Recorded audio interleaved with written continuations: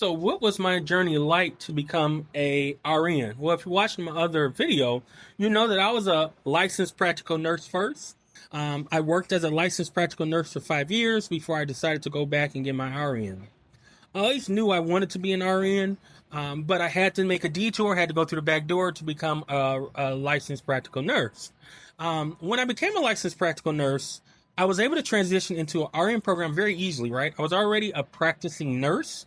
So for me to transition into an RN program, I had to, and become an RN, I had to enroll into a 9-month transition program and complete that. So as an LPN, I enrolled, and I think the hardest thing for me as a practicing LPN, a practicing nurse, is going back to school and realizing that how you play or how you practice, rather, as a nurse does not transition to what the school is looking for, right?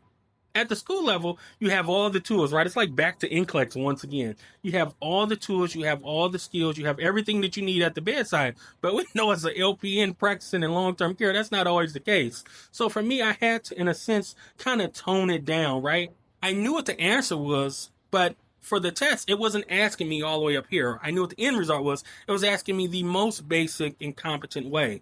So for me, I didn't struggle in LPN to RN school, but I did have to tone it down and rethink the way that I approached the questions.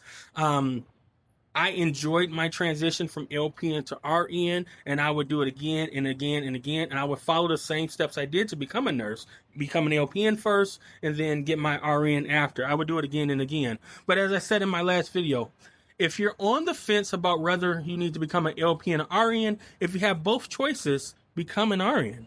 But if you don't, there's no shame, there's no shade in becoming a licensed practical nurse. I became a licensed practical nurse when I was 21. I am 33 now, and I would do it again and again and again because at 21, I was able to come out of school with a career.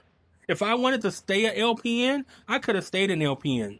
The reason why I went back to become an RN is because I wanted just a tad bit more of opportunities, right?